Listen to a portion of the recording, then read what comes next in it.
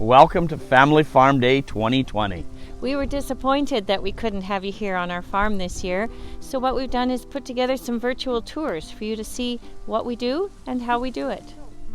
Yeah, behind us here are our cattle, our organic, our free range, our certified humane cattle that we raise in our farm, all totally grass-fed, a lifelong diet of grass. As you can see, the grass is still really green here in September. We've been blessed with so much grass this year. The rain, the beautiful sunshine, the compost has made the grass grow so well this year. And the cattle, this is what they eat. They eat grass. There's no grain in their diet. It's just total grass. These animals we get from cow-calf producers in the Peace Country, friends of ours. We've known for many years. They are certified organic, they're grass-fed, and also they're certified humane. Bring the cattle down to the farm, about a yearling, so about a year old to a year and a half old, and they will be on the farm for about a year and a half. So it would typically between 24 months and 36 months they will be on the farm. The cattle grow at a rate, their own rate, and so they put on weight at their own rate, especially on the grass. We're not force feeding them at all. And they put on their weight, and then we harvest the cattle at the weight, the appropriate weight. This beautiful animals, beautiful taste of the meat. So how do we raise our cattle during the winter? Definitely the winter in Alberta has challenges.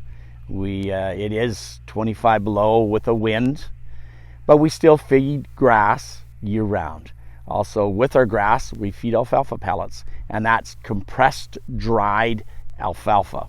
So a ton of energy in that, a ton of protein in that, just is part of the natural diet of a beef animal.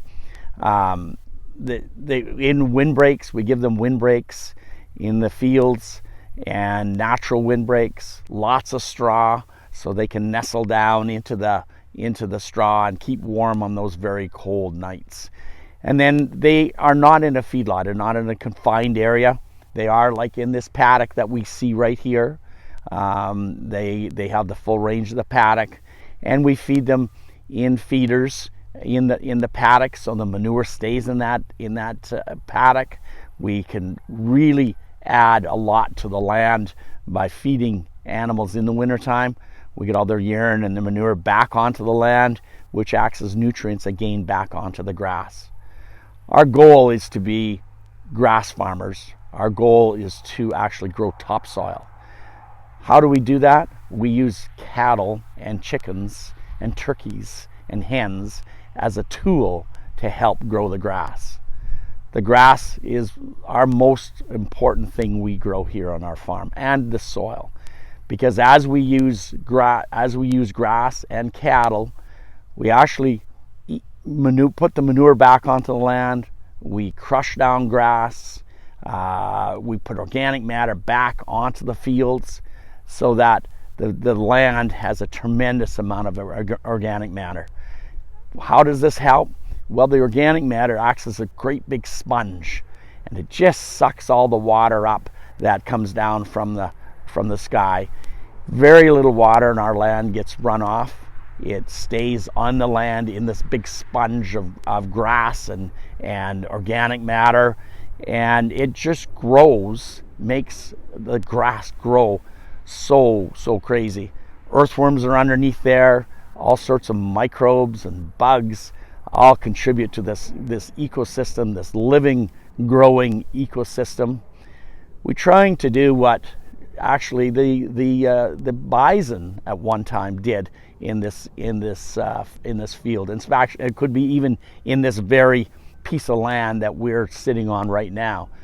Tallgrass prairie is where we are. We had the bison would come through here, trample the grass down, urinate it, put manure on it, put fertility on the land, and then it would come back, grow up, come back, and the bison would come back around again and eat it in the summertime, or they may not eat it in the summertime.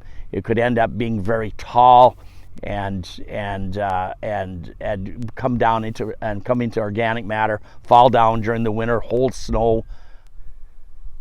We move our cattle every day, so the grass has an opportunity to grow and continues to grow. We don't eat it down to the ground.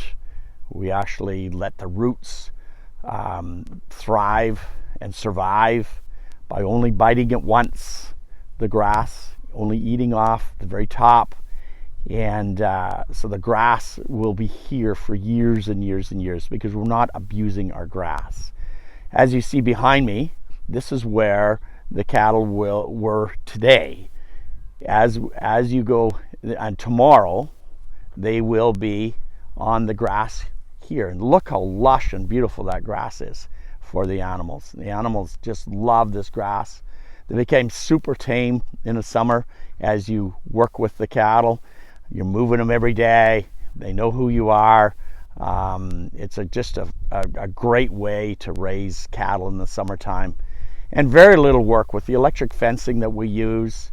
The fences are easy to put up. They're easy to take down. We can make multiple paddocks as the grass grows at a different pace throughout the year, through the spring, through the middle of the summer, and now into the fall. The grass all grows at different paces. It grows at different speeds. And so then we can use the electric fence to give the cattle the appropriate amount of grass that they need for the appropriate time of the year. And that's why we call it time-controlled grazing. We have portable water troughs on the farm, movable water troughs that we move with our tractor from paddock to paddock. So when we build a new paddock for the cattle that day, then we just move the water line. There's a pipeline, a pasture pipeline here that has spigots all the way along the line, and we just hook into the spigots on the line and give the cattle fresh water every day. Behind me here is one of our dugouts. These dugouts fill full of water from our land and only from our land, so that we have clean water that doesn't have any herbicides or pesticides washed down into the dugout. You notice the riparian area around the dugout, all little trees growing, the grass is growing, the cattails. We fence all our dugouts off so that our animals can't come in and degrade the banks of the dugouts. And then further beyond, you can see our watering system, our winter watering system. This is for our beef animals in the wintertime. It has a solar panel on it, and then a pump down below, and an insulated tank so that the animals can have fresh, clean water all winter long.